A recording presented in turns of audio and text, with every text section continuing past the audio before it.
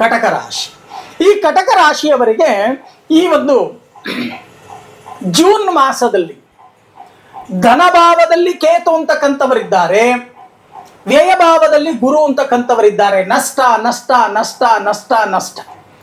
ಆದರೆ ಒಂದು ಭಾಗ್ಯ ಸ್ಥಾನದಲ್ಲಿ ಶನಿ ಅಂತಕ್ಕಂಥವರು ಅನುಕೂಲಗಳನ್ನು ಕೊಡ್ತಾರೆ. ಆದರೆ ರೋಗ ಬಾಧೆಗಳು ಅಧಿಕವಾಗಿ ನೀವು ಅನುಭವಿಸಬೇಕಾಗತ್ತೆ.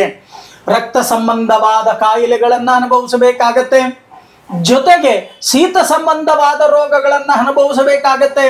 ಜೊತೆಗೆ ಆಪರೇಷನ್ ಆಗ್ತಕ್ಕಂಥ ಸಾಧ್ಯತೆಗಳಿದೆ. ಚಿಕಿತ್ಸೆಗೋಸ್ಕರ ಬಹಳಷ್ಟು ಹಣವನ್ನು ಖರ್ಚು ಮಾಡ್ಕೋಬೇಕಾಗತ್ತೆ.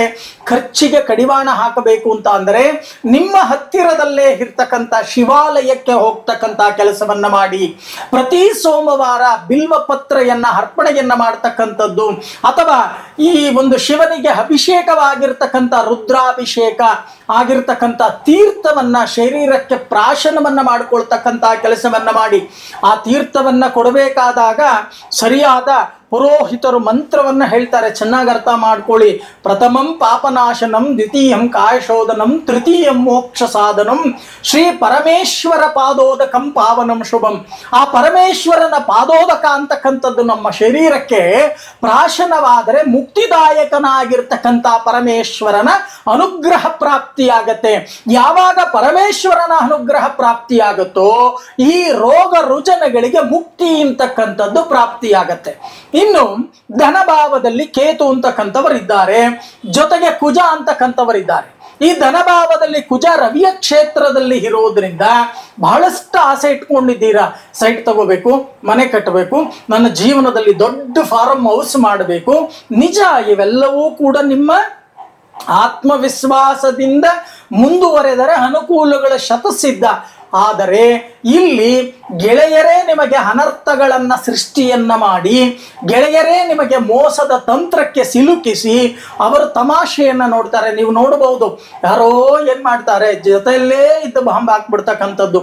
ಇಂಥ ಒಂದು ಪರಿಸ್ಥಿತಿ ಅಂತಕ್ಕಂಥದ್ದು ಸೃಷ್ಟಿಯಾಗತ್ತೆ. ಜಾಗ್ರತೆಯನ್ನ ವಹಿಸ್ತಕ್ಕಂಥ ಕೆಲಸವನ್ನ ಮಾಡಿ. ಇನ್ನು ನಿಮ್ಮ ಕುಟುಂಬದ ವಿಚಾರಕ್ಕೆ ಬಂದಾಗ ಚಂದ್ರಮ ಮನಸ್ಸೋ ಜಾತಃ. ನೋಡಿ, ನಿಮಗೆ ಕಟಕ ರಾಶಿಯವರಿಗೆ ಅಧಿಪತಿ ಚಂದ್ರ, ಹೌದಲ್ವಾ? ಆ ಕಟಕ ರಾಶಿಗೆ ಅಧಿಪತಿ ಚಂದ್ರ ಏನ್ ಮಾಡ್ತಾನೆ, ಪೂರ್ಣವಾಗಿ ಚಲನೆಯಲ್ಲಿ ಒಂದು ಮಾಸ ಪೂರ್ಣವಾಗಿ 12 ರಾಶಿಯಲ್ಲೂ ಕೂಡ ಸಂಚಾರವನ್ನು ಮಾಡ್ತಾರೆ. ಆದರೆ ಈ ಚಂದ್ರನ ಒಂದು ಪರಿಸ್ಥಿತಿಯನ್ನ ನಾವು ನೋಡಿದಾಗ ನೋಡಿ, 15 ದಿನ ಹುಣ್ಣಿಮೆಯಲ್ಲಿ ಚಂದ್ರ ಅಭಿವೃದ್ಧಿಯಲ್ಲಿ ಇರ್ತಾನೆ. ಹುಣ್ಣಿಮೆಯಾದ ನಂತರ ಅಮಾವಾಸ್ಯೆಗೆ ಚಂದ್ರ ಕ್ಷೀಣಿಸ್ತಾ ಬರ್ತಾನೆ. ಹಾಗೆ ನಿಮ್ಮ ಕುಟುಂಬದಲ್ಲಿ ವೈಮನಸ್ಸುಗಳು, ಸಣ್ಣ ಪುಟ್ಟ ಕಲಹಗಳು, ಸಣ್ಣ ಪುಟ್ಟ ಜಗಳಗಳು, ಜೊತೆಗೆ ಮಖಮುನಿಸಿಗಳು, ಆಗಾಗ ಕಿತ್ತಾಡ್ಕೊಳ್ತಕ್ಕಂಥದ್ದು, ದಾಂಪತ್ಯದಲ್ಲಿ ಕಿತ್ತಾಡ್ಕೊಳ್ತಕ್ಕಂಥದ್ದು, ಇವೆಲ್ಲವೂ ಕೂಡ ಸೃಷ್ಟಿಯಾಗತ್ತೆ. ಆದರೆ ಒಂದು ವಿಚಾರವನ್ನ ನಾನು ನಿಮಗೆ ಹೇಳೋಕೆ ಇಷ್ಟಪಡ್ತೇನೆ. ನಿಮ್ಮ ಹಿತೈಷಿಯಾಗಿ ಗಂಡ ಹೆಂಡಿರ ಜಗಳ ಉಂಡು ಮಲಗೋ ತನಕ ಇರಬೇಕೇ ವಿನಃ ಉಂಡು ಮಲಗದ ಮೇಲೆ ಜಗಳ ಅಂತಕ್ಕಂಥದ್ದು ಇರಬಾರದು. ಅನ್ಯೋನ್ಯತೆ ಅಂತಕ್ಕಂಥದ್ದು ಬರಬೇಕು ಅಂತ ಅಂದ್ರೆ ನೀವು ಮೊದಲು ಮಾಡಬೇಕಾಗಿರ್ತಕ್ಕಂಥ ಕೆಲಸ, ಪ್ರತಿ ಸೋಮವಾರ ಹೇಗೋ ಶಿವಾಲಯಕ್ಕೆ ಹೋಗ್ತೀರಾ, ಶಿವನ ದೇವಸ್ಥಾನಕ್ಕೆ. ಅಲ್ಲಿ ದಕ್ಷಿಣ ಭಾಗದಲ್ಲಿ ದಕ್ಷಿಣಾಮೂರ್ತಿ ಅಂತಕ್ಕಂಥವರು ಇರ್ತಾರೆ.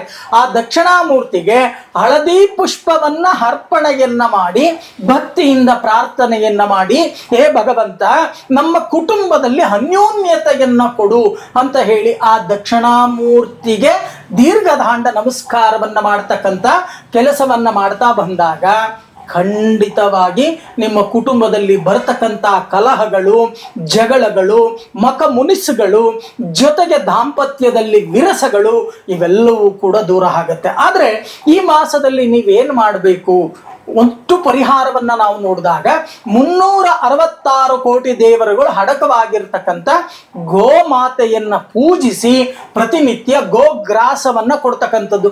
ನಿಮಗೆ ನಿಮ್ಮ ಮನೆಯಲ್ಲಿ ಹಸು ಇಲ್ವಾ, ಎಲ್ಲಾದ್ರೂ ಒಂದು ಗೋಶಾಲೆ ಇಲ್ವಾ, ಬನ್ನಿ, ಶ್ರೀಧರ ಭಟ್ಟಾಚಾರ್ಯ ಗುರೂಜಿಯವರದೇ ಗೋಶಾಲೆ ಇದೆ. ಆ ಗೋಶಾಲೆಯಲ್ಲಿ ಗೋಗ್ರಾಸವನ್ನ ಪ್ರತಿನಿತ್ಯ ನಿಮ್ಮ ಹೆಸರಲ್ಲಿ ಕೊಡಬಹುದು. ಈ ರೀತಿ ಮಾಡುವುದರಿಂದ ಬರ್ತಕ್ಕಂಥ ತೊಂದರೆ, ತಾಪತ್ರಯಗಳು ನಿಮಗೆ ನಿವಾರಣೆಯಾಗತ್ತೆ, ಅನುಕೂಲಗಳು ಪ್ರಾಪ್ತಿಯಾಗತ್ತೆ.